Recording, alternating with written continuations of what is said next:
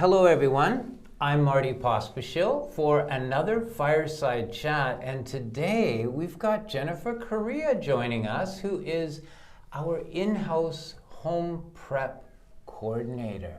Welcome, Jennifer. Thanks, Marty. Yeah, thanks for coming in. You're welcome. And today, because you're the home prep coordinator, Right. we're going to talk about staging. Awesome. Yeah, so everybody's heard of staging, getting a home ready for sale, getting it prepped for when the public comes and views your home. It's a very, very important part of the sales process. Oh, yeah, for sure. Right? And you've been with us many, many years. Yeah, it's been a while. doing that particular job. In your opinion, Jennifer, why is staging such an important part of the home selling process? Well, I would say that the staging process, it really helps to highlight the best features in a property.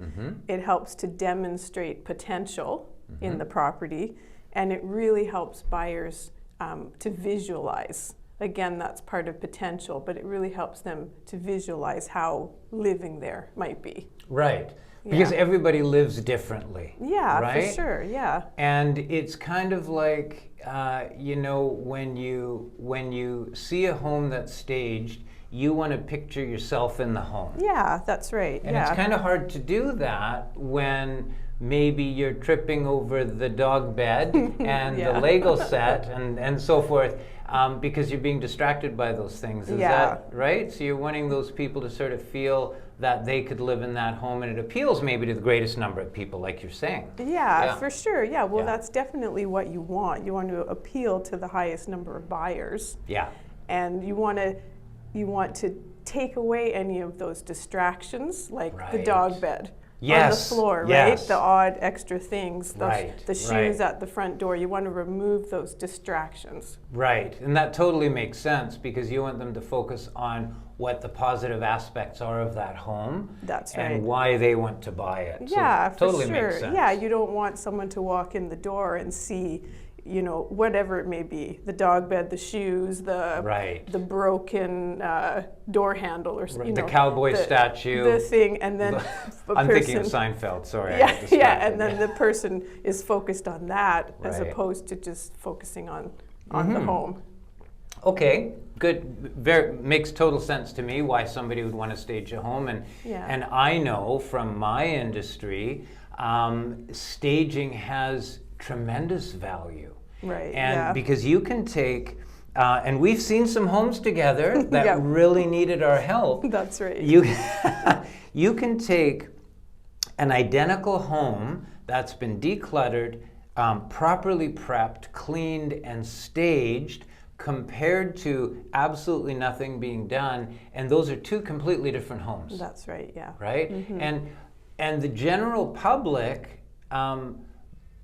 predominantly, you don't want them to have to work hard to visualize what that space could be. You want them to see it in the best light. Yeah. Is that a fair statement? Yeah, that's right. Yeah, like that's one of the reasons why in a property that is vacant, why we like to put furniture in, is because generally people have a hard time picturing how the space might be used. Yeah. So that's why we would put furniture in. Right. Yeah. So along the same lines. Absolutely. Yeah.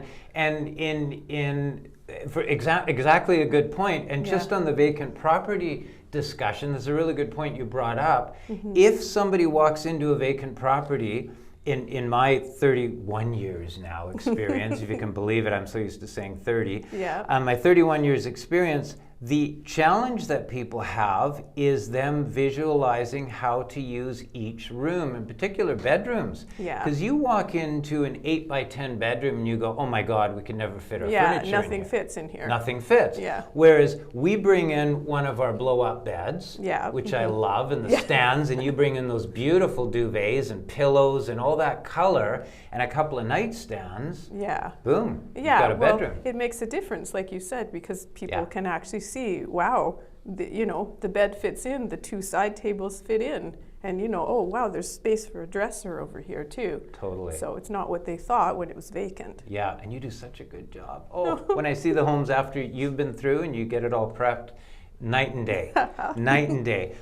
And in fact, we feel so strongly about home staging that we actually include it as part of our service. Yeah. When Adam and I go in and list a property, we include that home prep and staging service with wonderful Jennifer as part of our overall service. And that's how important it is to us to have the home show properly, because that just brings more value to our clients. Yeah, for sure. Absolutely. Yeah. Because hiring an independent stager can be extremely expensive. Yeah. We've had clients come to us and say, oh, we're so relieved that you guys include this, because we've had quotes of $10,000 up to, we've heard one quote of $50,000 to stage some homes, bringing in furniture and all sorts of stuff. Yeah. And the beauty of Pospischil Realty Group is we have a warehouse full of furniture, artwork, lamps, all that kind of accessory stuff. You can chat about that more later if you want to, but let's jump right into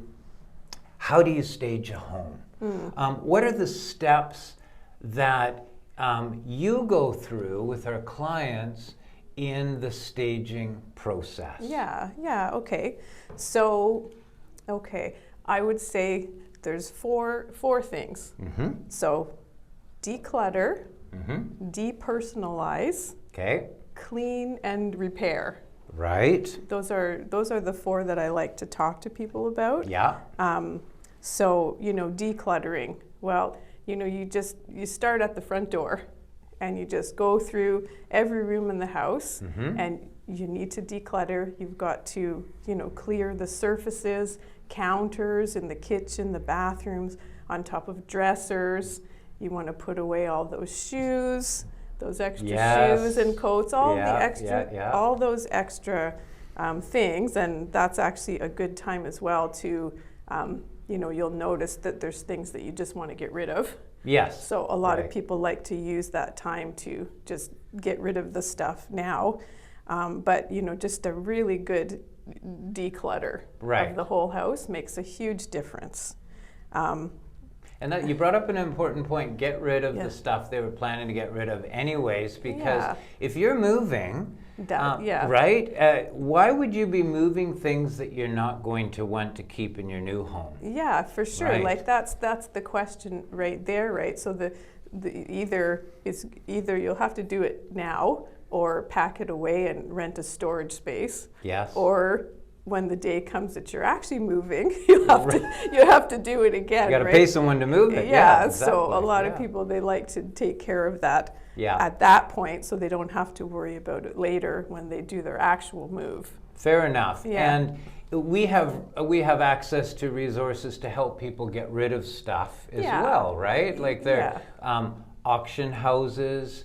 There are some downsizing services that take care of that. For sure, right? yeah. Depending on people's situation, there are companies out there who are professional downsizers and declutterers. So some people in the past have actually hired somebody to take care of that. Other people, prefer to do it themselves, but they sometimes like me to help them find out what are the different charities where they can drop things off, or they could possibly, be picked up. So there's a few different avenues to get that decluttering done. Especially when somebody's downsizing from a large house into their retirement condo. Yeah, right? That's for sure. They're going from 4,000 square feet to 1,500 square feet. Yeah. They're going to have to get rid of some stuff. And that's where it's a really good point you brought up, where you know who the contacts are to help get rid of some of that stuff, because there might be some antique furniture. Yeah. And that's not our expertise, but we know who can deal with that to auction it off, or the old tea set. that I know my mom had. I think there's millions of those around. Yeah, for sure. Yeah. Well, and some people are dealing with, living in their property for 50 years. Yes. So there can be a lot of stuff like that they'd like to get rid of. Yeah, and all the kids' stuff in the basement. That's right. Time to call the kids and get that all out of there. And you talked about countertops and closets. Now, is it still the case, Jennifer, where people say, well, we use everything in our counter and there's like 18 appliances on it?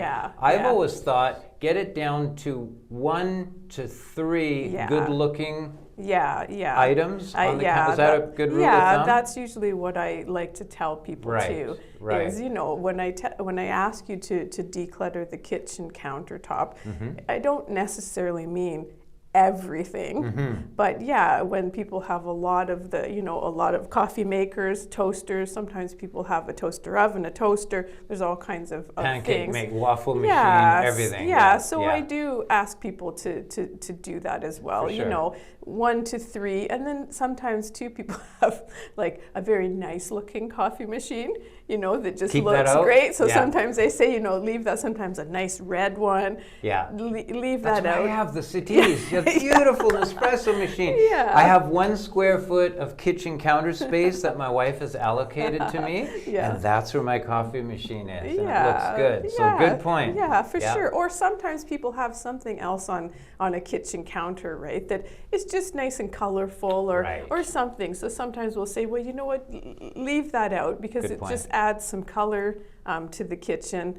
But you really want to try to get it down to, in the 1 to 3 range for the kitchen counter, Because when you're done and I see what the kitchen was like before in most cases, and then after you've prepped it with the client, for me, the biggest impact is it looks newer and it looks bigger. Yeah, for sure. Right? Yeah, like I would say, if all you did in the house was do that decluttering, and the clearing of counters and surfaces, I mean that makes a huge difference. Like like you said, right? It makes it look newer and just creating that extra space from taking those things away, it makes all the difference. Absolutely.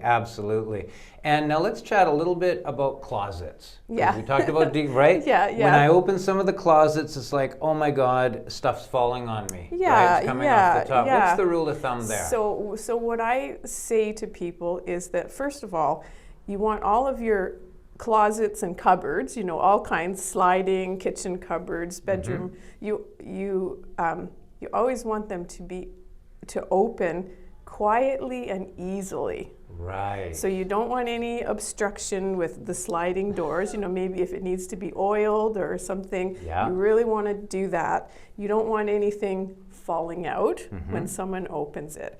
So once you get into say a bedroom closet or a front hallway closet, and people ask me, well, how much do I take out? Do you want me to take everything out? Or so I usually tell people, try to go with making the cupboard 3/4 full.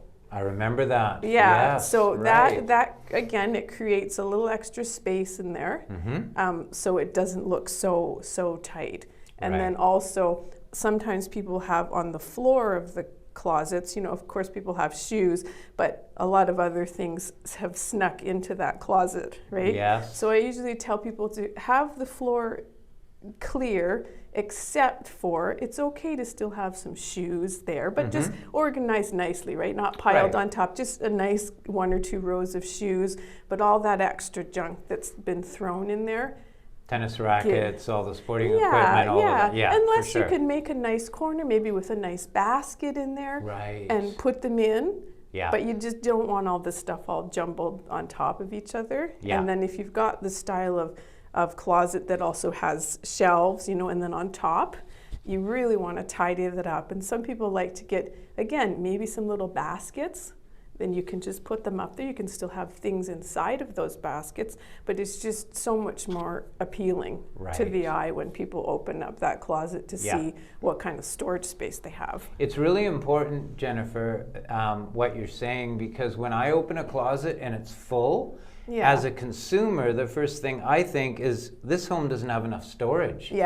right? So it sends a wrong signal. So that's really good advice. Yeah, like I think that some people, are really eager to do more. So some people like to take even more out. But I think if you follow that 3/4 full rule, then it really creates a little bit more space. So people don't have that impression, like you just said, right? That, there's no space here. Right. Yeah. Fair enough. Yeah. That's really good. Now, where do they put the stuff that they're decluttering besides the stuff they're not getting rid of? What are the options that people have? Well, sometimes in a property, it might be a matter of like there might be another closet, there might be another space in the house that once the decluttering has happened, a little bit of space somewhere else will open up. Right. That's one thing. Another thing is, it's gone, right? It just get rid of, donate it, give it away. And then there's also a lot of times where people will rent a storage space. Right. Yeah, so rent a storage locker for short term, for the duration of the sale or until they move into the new property. Yeah. So that was sometimes people also have a family member who has who has a house that has space. So there's all different things that people do. Right. My brother's garage is empty. I'm going to fill it. That's right. Or even their garage, if they're in a house. Yeah. The way buyers will go through a home is they will, first of all, we'll talk about the outdoor space, but they'll look at the front curb appeal. Very, very important. We'll chat about that in a sec. Then they'll go into the main floor of the home. They'll go right to the kitchen. They'll go through the kitchen into the living area. They'll go up to the bedrooms if there's a third floor, or they'll see the bedrooms on the main floor. They'll go down to the basement. Next lower priority. What's that like? And then they'll go to the backyard and garage. So in order of priority, you want to declutter those high priority areas, including the bedrooms, all the closets, get all of that into the garage, for sure. right? The storage locker, or you said renting some space. Some of our clients get those pods. That's right, the pods are great as well. Those are great. The only thing I ask is don't park it in front of your house. That's right, we want to take a good picture. Put it in front of the neighbor's house or around the corner. For sure. There have been a lot of times where what people did do was, they used a portion of their garage. They just, like you said, got everything out from the house. And so people walk in and they've got this great impression of the property. And then, make a nice, a wall or something in the garage. But I think that, that can work in a way too, because people can also see that, they've got this garage. They do have some more storage space out there.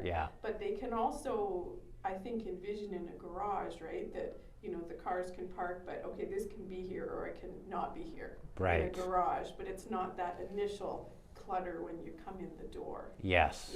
Absolutely. So important. And that's sort of prioritizing the higher profile spaces first, and then getting all that stuff in the lower profile space if you're not getting rid of it or getting it off site. Now, I remember listing many properties. Once you're done with them and Adam and I go in there to shoot our live stream, we're like, is this the same property? Because we come to the front of it and we go, wow, this looks great. That outdoor space, that curb appeal, you do an amazing job in. And it's super important because buyers will formulate the condition of the home inside and in turn the value based on that 10-second impression when they walk up to the front. For sure. The first look, First look. So what are you doing to the front that has such an impact? It's going to be a general garden cleanup, making sure that all the leaves are raked away. Sometimes gardens in the front yards we'll add some extra soil on top, some of that, black earth, which makes a big difference. And then, some flowers, pop in some color along there. A lot of times people will power wash the walkways to the house. Sometimes the house needs to be power washed too. It depends, once you get to the front door, I've had people who have, repainted the front door to make it just look nice and fresh. even sometimes if there's a porch and the steps leading up, sometimes people will paint the porch, the steps, the front door. Right. And then we're always wanting to add some pots of flowers, you know, if it's the right time of the year, we want to plant some flowers in the garden, so when people first see the house, that's what they see. Yeah. I find that those things really make a difference. Super important. Yeah. Super, and you do a great job in that. And also, we have the resources that you can bring in: the handyman, the painter, the electrician. Yeah. All of these people are at our beck and call to help our clients get their home ready, and you're very good at coordinating all of that with our service providers and the clients. So that's good. A big question we get asked when we're in listing a home, I have to get my home ready and it's going to take a long time. Yeah. And they want it to be absolutely perfect. How long can it take? What's the usual length of time it takes to get a home prepped? Yeah. Well, yeah. Loaded question. It's a good question because, you know, there's a whole spectrum of what properties look like when you first go to see them, right? There are the ones that they really just need to do a little bit, right? They've got a few extra things on their counters, not much, so maybe a couple of hours and they're done. All the way up to the other properties, like when we talked earlier about, you know, possibly the people who've lived in their home for 50 or 60 years. They might be elderly too. They might need some extra help. Yeah. So, you know, that could take a couple weeks. It could. Even, right? Right. And if you're organizing the services like power washing or getting someone in to help, that takes a little bit of, it can take a little bit of time. It can, of course. As well. Yeah.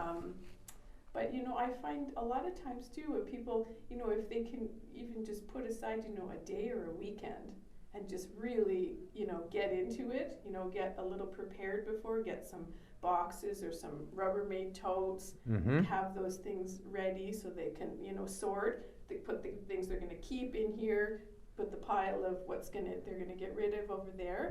Like I really think that people can get a really good amount done like that. Yeah, and it's so nice when you're there. I know clients, many clients are stressed about this whole process because they don't know where to start. And as soon as Jennifer goes and meets with them, they're all calm and Jennifer was great. We got everything under control. So it helps to have that guidance. Yeah, well, I think that a lot of times when I walk through a property with somebody, you know, a lot of the times the people know what they need to do. Right. But it's a matter of kind of saying it out loud, discussing it a little with somebody maybe outside of the home, and then just getting it started. Sometimes I say to people when they are finding themselves quite overwhelmed by everything, as I say, you know, like start with a room. You know, don't think of the whole house. You know, start with your bedroom, start with the kitchen, try to break it up into some smaller tasks and just focus on each one of those, and sometimes people find that helps if they're feeling quite overwhelmed. Right. Yeah. They look at it all in one big amount of work rather than breaking it down. So that's a really good approach, and you're very good at that. Yeah. And just sort of talking about the resources that we offer here at PRG, as I mentioned, and you're fully versed with, we have quite an extensive inventory of items, and including, I don't even know, Jennifer, you've got pile high, it's, you know, like the old Indiana Jones movie where he's going in that warehouse. We've got stuff everywhere. Just give our listeners an idea of sort of what kind of items we actually have in our warehouse that we can help with. Well, we have a lot of accent cushions. Yes, we do. As you know, but they do make a difference in, you know, on couches and bedrooms and things. Yeah. We've got a lot of new towels. Yes. We've got a lot of little plants, you know, greenery. I find that the little plants, they make a big difference. They add a little color. They look great in pictures and video and live stream. We have, as you said before, we've got our blow-up beds. Yes. Which usually nobody knows that they're blow-up beds. You blow it up and they look like a real bed, put the bed skirt on, but we've got a lot of lighting, bedside tables. all kinds of things Yeah. like that. And outdoor patio sets? And we've got outdoor patio sets, bistro sets, and some larger tables. Yeah, and artwork I've seen there too. That's right. Yeah, Yeah, we've got quite a bit of artwork too. So we've got a good inventory. Tends to be growing a little bit every month. There seems to be more and more stuff there. Sorry, I'm giving you a hard time. I know you love to buy stuff. Yeah. Who doesn't? But it's good. It's all to help you guys, our clients, and all very important. And we touched on something there. Those patio furniture sets are really important for the balconies.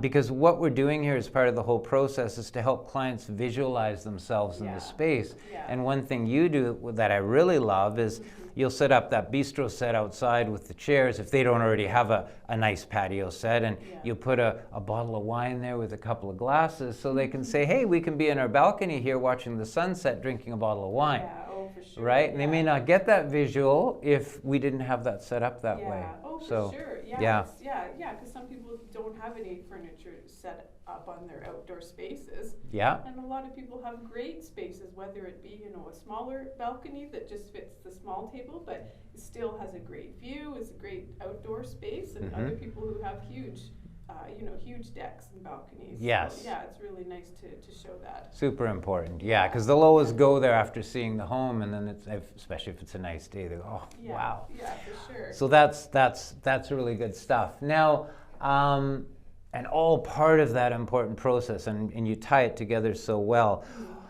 What about the client who has limited time? Yeah. Marty, Adam, we need to get our home in the market next week. I just found out I'm being transferred to Toronto, and I want to have it sold before I go. Yeah. So it's now like Tuesday. We're launching on Monday. I know you're very good about fast tracking. Yeah. But what are the highest priority items for them to do if we're on an extremely limited time? Yeah, well, I suppose I always kind of go back to that decluttering. Yeah. But the extent to which they will do it, it may vary a little bit for someone who is in such a hurry. So definitely, again, the countertops, the surfaces, right? Right. Kitchen, bathrooms, on tops of dressers, desks at home. And I mean, that a lot of times can be done really quickly. Sometimes those things, right, they just have to get put into closets. Yes. So sometimes the extent of the decluttering inside a closet might change. If someone is in such a hurry. Now, I still say I don't want anything falling out of the closet, but in that case, somebody may just really have to pack everything in there. Makes sense. Because so that people walk in and that's their first impression of everything. Yeah. I'd say in that case too, you want to make sure that, look around your house, make sure that all the light bulbs are working. Good point. So make sure there's no squeaky doors. That, those things are quick, right? You can change light bulbs, you can put some oil, you can do those surfaces quite quickly. And then I'd say also, again, the front door. Yeah. Make sure, put a new front door mat out. Get rid of the old one, sweep, put some flowers at the front door. Yeah, those things are all things that can be done, very quickly. Really quickly, yes, right? And right. It can make a big difference. Absolutely. Those are good points. Very good points. Yeah. Oh, and the other thing is I would say is clean. Clean. If you can't clean yourself, hire someone to come in and do a really good cleaning. It's important. That will make a big difference. Absolutely. As well. Absolutely. Good, very, very good points there. What about families with children and pets? Yeah. Well, usually, we'll start with pets. So we usually ask people to put away all the, the pet beds and bowls and, food and toys and everything. And then again, people usually take the pets out of the home. That's a good idea. Yeah. I mean, it depends. Usually with dogs, people take them out, right? Right. It depends on the cat. A lot of times the cats stay home, but they hide under the bed. They just hide under the bed. Right. But yeah, I'd say we ask people to just put all of those things away. And then sometimes too, when you've got dogs and cats, sometimes there's a little bit extra cleaning with the dogs and cats, you know, down low when they come in, and you can see around the door frames and things. That's easy. And then the kids, that's a good question. You know, the kids, it probably depends on whether the buyers have kids, and it just my 2 cents on the kid and the pet question is, number one, dog lovers are going to love to see dog beds and dog toys, that's the thing, but people who are allergic to dogs aren't. And they're going to start sneezing, and they think, oh, there's a dog bed, and they're going to lose focus on the home. So it's safer to get those out of sight, like you're saying. People with children are going to really enjoy seeing the kids' room with all the toys neatly against or in one shelf, not all over the floor. Yeah, well, I guess that's one thing about the kids, you know, rooms and toys is that it can be really great to show in a home, right? That, you know, wow, these are kids' bedrooms, and then people see, right, the toys and things, but I usually get people to put away a good portion of them. Right. And, you know, but I say, but it's okay, you know, we're going to leave some of the toys, but we still need to declutter and clear the space a bit. And you've done some rooms where, again, I've seen before, and I go in the room after you're done, and it's so neatly set up with a little study area. In fact, you've sometimes brought in a desk and a little study area for the kids. So all really good visualization for the parents to see that. It's always fun to see that transition, for sure. Okay, so here's a really good question. We come in, we list the property, our clients are super excited because we're taking that big stress away from them. Jennifer's going to come and meet with you and coordinate the home prep with you and get it all ready, so they're happy about that. What can our clients do before you show up for that initial meeting? Yeah, that's a good question. Well, I'd probably go back again to the whole the decluttering. Right, they can start on that, right? That people can start, they can have a good look, take a good survey for themselves of you know, the house, the yard, the garage, everything, and start thinking about, you know, the things that they really want to keep, the things they want to get rid of, and good advice. What are their options inside of the home or outside to get, you know, to store things. Right.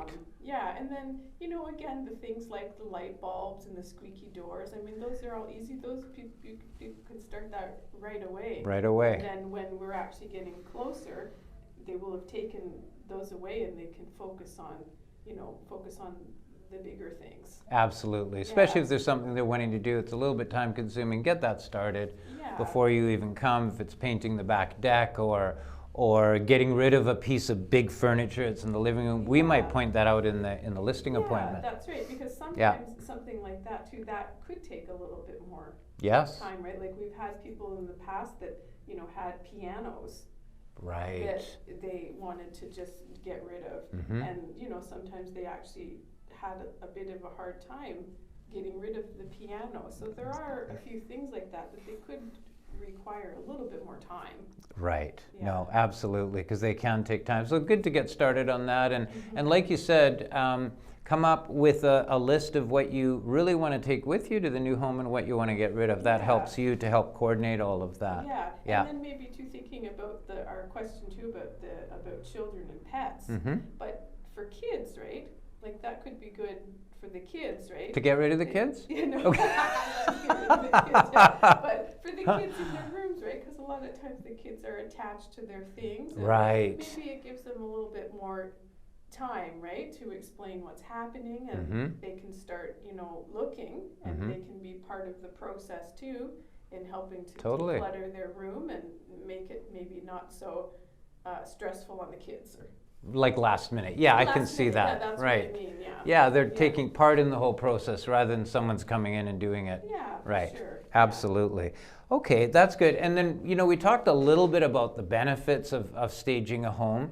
The rule of thumb that I've used for many, many, many years is for every dollar spent, you're getting 5 times the payback in your sale price. So if you're hiring a stager for $10,000, you're likely to sell your home for $50,000 more. Now, that's if you're hiring a stager. The beauty with us is you're not hiring a stager. We're doing it as part of our service. So it's all included. And that's a bonus. You've seen some percentages floating around out there as well, right? Yeah, I have now. I mean, they vary. And I've seen, up to 20% more on the sale price. Right. Because people, had staging done. So it definitely is a benefit, right? Right. The exact number, right? We don't. It depends on the house, yeah, of course, the home. But it does make a big difference. Yeah, absolutely, absolutely, and it's such an important feature, as I mentioned before. We feel that it's just something we do as part of that process. It's as important as the marketing. Right? I think what those impressions are of the buyers coming through the home. So, if you're selling $1 million home or a $2 million home, it's highly plausible that you could get anywhere from $50,000 to $250,000 more for your home if it's properly staged from nothing being done, depending on the transition between the two and the buyer and the market and so forth. So definitely worthwhile for sure. Yeah. Really good info. What if someone's just not? I think you answered this already. If they're they just know we want to hit the market tomorrow, and what the highest priority I think you said is the decluttering, getting rid of some items that shouldn't be there if you have the time to do that, or just tidying up as a last resort on a really sharp timeline. Yeah, for sure. I would say in that stick to the basics. Yeah. The declutter, the tidy, the cleaning, the making sure all the lights are working. Like some of those things really make a difference, and you can do them quickly. Yeah. Too. Yeah, absolutely. And again, it's so nice to see once you've been through the home and you get our clients' homes all set up. It's like night and day from the time we list it to when we're hitting the market. You do such a great job. You've got a real knack for the color and what goes together. And again, that's a service that we're doing in-house, thankfully with Jennifer being on our team. And if you have it, this is a really good chat on the staging and home prep. Anything more at all you wanted to add, Jennifer? That's a good. Covered a lot of material. Yeah, we have. I mean, I would just say that I think that people really, stick to those kind of 4 things that we talked about in the beginning, right? The decluttering, the depersonalizing, right? The cleaning and the repair. Right? Yes. I call it repair. It doesn't necessarily mean it's a huge thing, right? Changing those light bulbs and oiling things. But that really will make a huge difference. Yeah. In getting the property ready for sale. Yeah. And then when I come in too, I may ask you to do a few more things. Right. But that will really make a difference. Yeah, then that time-consuming stuff is started already and done ahead of time. Yeah. And usually you'll do it on a couple points of visits. You do your initial visit, and then before we're doing the photos and so forth, they'll have done some stuff. Our service providers will have come in, and then you're coming in for that final staging and prep and all of the great things that you do to get it looking perfect. Yeah, for sure. I mean, it's really great when the property gets to the point where all of those things are done. Right? Yeah. It's almost like a little bit like a blank canvas, right? Yes. And you can go back in and we can add our staging and add pops of color here and there and just kind of spruce it up in that way, and it'll just look really great for pictures and videos. Yeah, and it does. It does. You do a great job. Thank you. Thank you.